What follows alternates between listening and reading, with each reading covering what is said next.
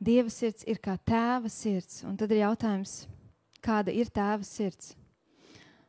Paskatāmies apkārt. Mums ir labi tēvi, mums ir slikti tēvi.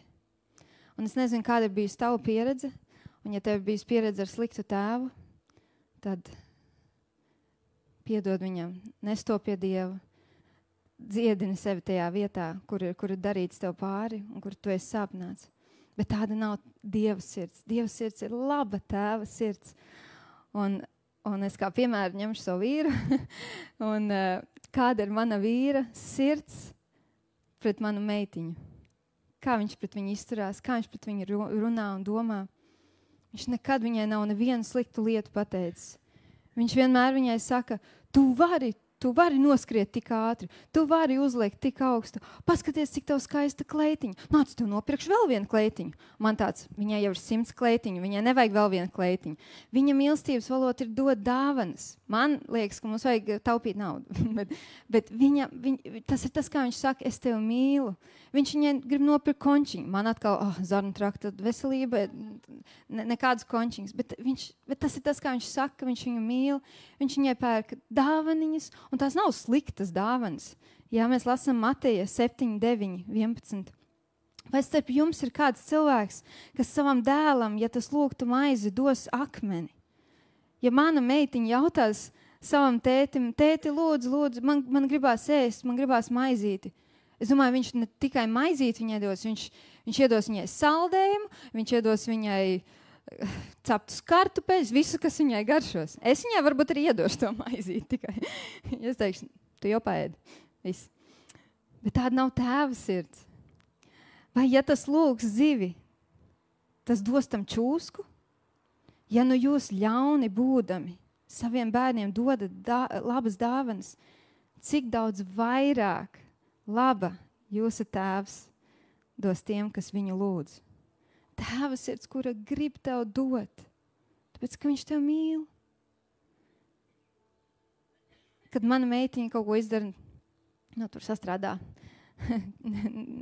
niķojas vai kā, tajā brīdī mēs viņu arī varam nobārt, bet mēs nekad neturam to pret viņu. Mēs vienmēr ejam, mēs samīļojamies, mēs izlīkstam, tad daram vēl kaut ko super foršu kopā. Mēs nekad neatstājam viņu vienu pašu, mēs ejam, mēs esam viņas lielākie fani. Austris ir viņas lielākais fans, kad viņa dzied vai viņa dejo, viņš viņu filmē, viņš sūta visiem video, paskatieties uz manu meitiņu, kā viņa māk. Un tieši tāds pats ir tēvs debesīs. Viņš saka, paskaties uz manu bērnu, cik viņš ir skaists, cik viņš ir brīnišķīgs. Paskaties, cik viņš ir perfekts. Tas ir tas, kā tēvs debesīs domā par katru no mums.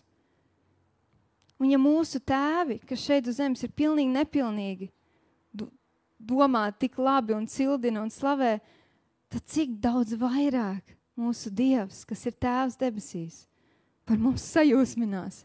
Viņš saka, tu esi mans mīļākais bērns. Tevi es gribu svētīt. Ņem vēl vairāk. Tevi es gribu dot, tevi es gribu atbrīvot no trauksmes. Tevi es gribu dziedināt. Es negribu, ka tu raudi vakaros, tāpēc, ka tev sāp mugura vai vēders. Es negribu, ka tev ir vēzis. Mana sirds ir tevi pacelt. Tāpat kā mana vīra sirds pret meitiņu. Viņš grib, lai viņa dzīvē ir uzvarētājs, lai viņa sasniedz lietas, lai viņai ir viss, ko viņai vajag. Un pāri visam, lai viņa jūtas redzēta, sadzirdēta, mīlēta. Un tāda arī debes tēva sirds. Nav tā, ka tu sagrāk un viņš saka, sliktais, tagad tu vairs neesi man mīļāko bērnu sarakstā. Viņš saka, bērns, nāc, dod man to drazu, dod. Es tev gribu atbrīvot, viss aizmirstam, es izdzēšu. Jēzus asins to noslauka, viss aizmirsts. Mūsu tēvs debesīs ir tāds tēvs, kuram ir tāda mīlestība, ka viņš atdeva pats savu dēlu, lai to brutāli nogalinātu par mūsu vainu. Ja neviens no mums, mēs neesam pelnījuši. Mēs neesam pelnījuši neko labi īstenībā. Ja mēs paši esam vainīgi. Mēs paši esam vainīgi sadarot tās lietas.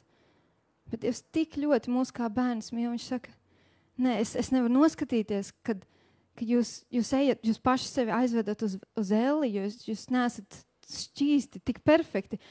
Es jums došu savu vienpiedzimušos dēlu. Es jūs mīlu. Dievam ir tāda tēva sirds, kas smaida, domājot par saviem bērniem.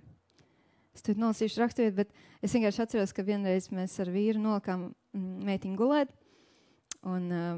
bet viņa bija tik jauka tajā dienā. Vienkārši mums bija tik jautri visiem kopā. Un mēs viņu nolikām gulēt, un mēs apsēžamies, un mēs vienkārši smaidam, un mēs domājam, un mums tik tāds smaids nāk vienkārši, viņa ir tik jauka. Es nevaru, kā viņa tur to pateica, un tas bija tik smieklīgi. Un mēs vienkārši sēžam un smaidam, tā kā tādi idioti vienkārši, bez iemesla. Un sliktākais tas, ka vecākiem parasti, ka viņi tā kā grib ātrāk tik vaļā no tiem bērniem nolikt gulēt, jā, un tā, un mēs tā kā gribam nogulēt, un tagad, ka viņi guļ, tagad mums viņas pietrūkst. I don't get it. Es neesmu šito sapratusi kā vecāks. May the Lord smile on you and be gracious to you. May the Lord show you his favor and give you his peace. Lai kunga vaigs apgaismo un lolo tevi, lai kungs tev pievērš un dod tev savu mieru. Jeb angliski ir uzrakstīts, may the Lord smile, smaida. Lai Dievs smaida par tevi domāja. Ka viņš par tevi domā, viņš smaida. Ka Dievs īpaši smaida, redzot, kad tu nododies viņam. Viņš nesmaida tā, ka tu esi perfekts, bez grēkiem, ideāls. Viņš smaida tā, ka tu krīti ceļos un saki, Dievs, es esmu viss atšakarējis, bet es gribu tevi. Es tev nododos tagad. Man liekas, ka tajā brīdī viņš īpaši smaida, jo tas ir tas dārgākais viņam. Viņš smaida, kad mēs par viņu domājam. Viņš grib, lai mēs par viņu domājam. Tāpat kā, kad Arbela runā par savu tēti, viņš smaida. Mans vīrs smaida, kad Arbela kaut ko, tētis man tur šito, tētis man šito. Viņš smaida. Pēc, ka viņam ir tēva sirds. Es domāju, ka viņš īpaši smaida, ka mēs viņam uzticamies. Mēs sakam, Dievs, es nezinu, kā man tur jāiet, es nezinu, kas man jādara, bet es tev uzticos. Tu redzi manas asaras? Jā, tu redzi? Kārtīgi apskaties. Tu redzi, ka es tev uzticos. Viņš smaida, ka mēs viņam paklausam. Viņš saka, malacis bērns, tagad es varu nākt ar savu spēku. Tu man paklausi. Tagad tu man dod iespēju. Viņa sirds ir laipna. Tu vari kā bērns skriet viņa klēpī un pasēdēt, tāpat kā man meitiņa var skriet manam vīram klēpī, jebkurā brīdī, pat ja viņš strādā pie datora, viņš vienalga viņu paņems klēpī. Viņš viņu samīļos, sabučos, pakutinās. Dievam ir tāda sirds, tāda daba, kura dod komfortu. Ja Arbela sasit celīti, un viņa skrien, tētē, sasitos, un viņš viņu nāc, samīļos, apčubinās, uzliks kaut kādu krēmiņu, kaut ko, teiks, paskatamies mūtniņās, tev iedošu končiņu. Viņš taču negrib, ka Arbela vienkārši ir pamesta tur viena rauda ar savu saplēsto celi. Tāda nav tēva sirds. Tēva sirds ir, nāc, es tev palīdzēšu. Dievs ir tāds, viņam ir tāda sirds, kurš grib ar tevi runāt, viņš grib atsaukties tev. Viņš grib atbildēt tev. Viņš grib ar tevi komunicēt. Iedomājieties, cik tas būtu dīvaini, ja Arbela tikai kaut ko stāstā Austrim, un viņš vispār nevienu vārdu nesaka viņai pretī. 145. psalmā, 18. pants.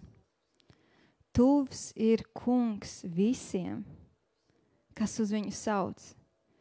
Visiem, kuri viņu sauc patiesi. Viņš ir tuvu. Viņš grib būt tuvu. Tas, ka mēs katru reizi lūdzam, Dievs nāc ar savu klābu, tā nav mūsu griba. Tā ir viņa griba. Viņš grib būt tuvu mums. Viņš ir mīlošs. Viņa sirds mīl. Viņš ir mīlošs. Mēs jau lasījām, Dievs tā mīlēja pasauli, ka viņš deva savu vienpiedzimušo dēlu. Viņa sirds ir piedodoša. 88. psalms. Jo tu, man kungs, esi labs un piedodošs, dāsns žēlastībā visiem, kas sauc. Ja tev kādreiz ir šaubas, kad tu esi kaut ko tik ļoti izdarījis, ka Dievs to nevar piedot, tu zini, ka tā nav tava balss, kas tev to saka. Jo Sātans darīs visu, lai tad, kad tu sabojā lietas, lai tu kaunētos nāk pie Dieva.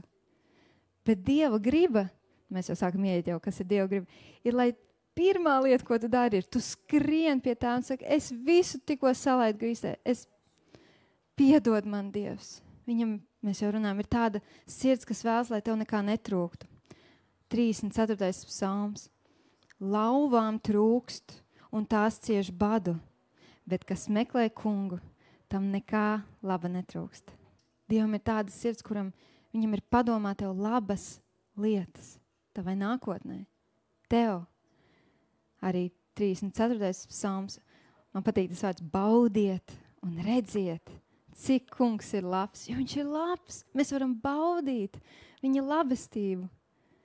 Ka mans vīrs Arbelē nopērk mantiņu. Viņa bauda mantiņu, viņa spēlēs, viņa ir... Baudiet un redziet, cik kungs ir labs. Svētīts ir vīrs, kas tveras pie viņa. Dievs sirds nemelo. Viņš nav tāds tēvs, kas melos tev. Ja viņš apsola tev kaut ko, viņš to izdarīs. Un viņa apsolījums tu var lasīt Dieva vārdā. Viņam ir tāda sirds, kas cīnās par tevi. Ja tu varbūt esi tādā situācijā, kur tev vairs nav spēka, tu vairs nejūti, tu esi kļūst nejūtīgs, tu esi iestrēdzis, iestidzis, un tev liekas, man jānonāk Dieva klātbūtnē. Tu zini, ka viņš jau sen par tevi cīnās. Visu šo laiku viņš cīnās. Un viņš meklēs dažādākos veidus, kā tikt pie tavas sirds. Un viens no tiem var būt tas, ka viņš lietos kādu savu mācekli, kādu citu savu bērnu, lai pravietiski uz tevi runātu, lai atklātu tev viņa gribu, viņa balsi. Viņš var runāt ar slavēšanu, viņš var tik dažādos veidos runāt. 5. Mūzes 3:22. Nebīstieties no viņiem, jo par jums cīnīsies kungs, jūsu Dievs. Viņš neatlaidīs tevi.